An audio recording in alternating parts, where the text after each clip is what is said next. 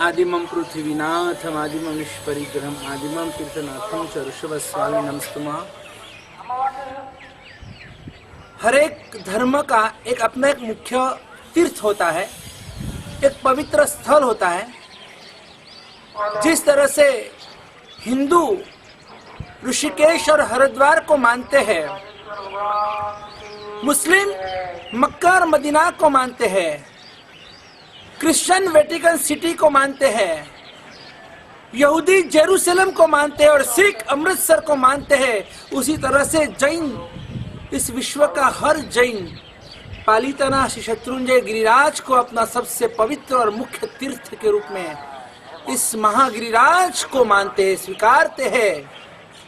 ये वो तीर्थ है कि जिस तीर्थ के ऊपर भगवान आदिनाथ, जो इस अवसर पिनी काल के सबसे प्रथम तीर्थंकर हो चुके हैं, और ऐसे भगवान आदिनाथ जिनकी 500 धनुष्य की काया थी, जो इतने ऊंचे थे, अपने दोनों हाथों को अगर आप इस तरह से अगर फैलाते हैं और उसे एक धनुष्य कहा जाता है, और ऐसे 500 धनुष्य की जिनकी ऊंचाई थी, सुवर्ण सदृश जिनकी काया थी, मरुदेवा जिनकी माता थी और नाभि राजा जिनके पिता थे, और ऐसे भगवान आदिनाथ स्वयं इस तीर्थ के ऊपर पूर्व 99 बार यहाँ पर पधारे हैं। पूर्व 99 यानी 69, 85, 44 और उसके पीछे 10 बार आपको 0000 लगाना है। ये जो फिगर है, ये जो आंकड़ा है, इसे कहते हैं पूर्व 99 बार।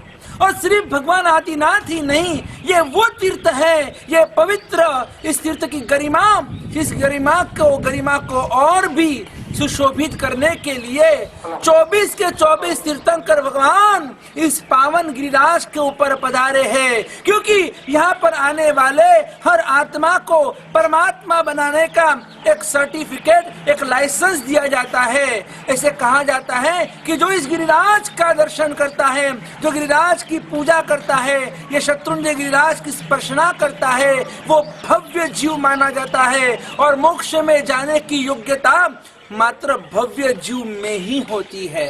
जो जीव अभवी है, जो भव्य नहीं है, वो इस गिरिराज के दर्शन भी नहीं कर सकता है, और अभवी को कभी भी मोक्ष नहीं मिल सकता। जो भवी है उसी को मोक्ष मिलता है। यहाँ तक शास्त्रकारों ने लिखा है, सिर्फ मनुष्य ही नहीं, इस तीर्थ के ऊपर अगर कोई पशु या पंखी भी अगर यहाँ पर आते हैं तो वो भी तीसरे भव में मोक्षगामी बनते हैं। ऐसा ये पावन तीर्थ, जैनों का सर्वश्रेष्ठ महातीर्थ, आज तक अनंत अनंत आत्माएं इस शत्रुंजय गिरिराज के ऊपर से मोक्षगामी बने हैं। आत्मा का पूर्ण स्वरूप यानी के मोक्ष।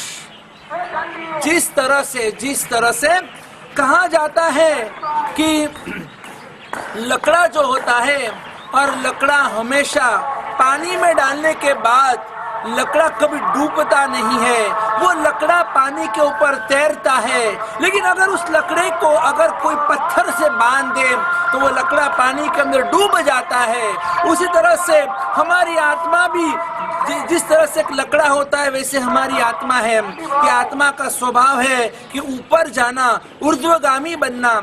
लेकिन जो कुछ हम अच्छे बुरे जो कर्म कर रहे हैं, ये कर्म रूपी जो पत्थर है जो हमारे आत्मा के साथ बन चुके हैं, और वही हमें मोक्ष में नहीं जाने देते हैं। जब ये कर्म पत्थर जैसे ही लकड़े से अलग हो जाता है, वैसे ही वो लकड़ा नीचे से ऊपर पानी के ऊपर चला जाता है। उसी तरह से हमारी आत्मा भी जब सभी कर्म से मुक्त हो जाती है, और वो मुक्त होते ही हमारी आत्मा परम आत्मा यानी कि मोक्ष में चली जाती है, स्वयं आत्मा परमात्मा बन जाती है।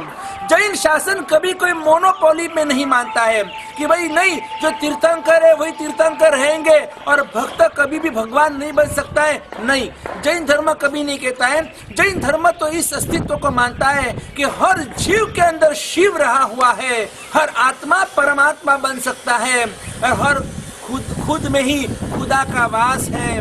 और सभी जीव मात्र को मोक्ष में जाने की योग्यता अगर उसमें है तो वो निश्चित रूप से वो भगवान बन सकती है। नौकर हमेशा नौकर नहीं रहेगा। नौकर अगर पुरुषार्थ करेगा तो वो भी जिस तरह से सेठ बन सकता है वैसे भक्त भी भगवान बन सकता है। और यहाँ पर तो अनंत आत्माएं यहाँ पर सभी कर्म का क्षय कर कर और मोक्षगामी बने हैं। और इसी भावना से यहाँ पर प्रति साल प्रति वर्ष लाखों की संख्या में लोग यहाँ पर यात्रा करने के लिए आते हैं।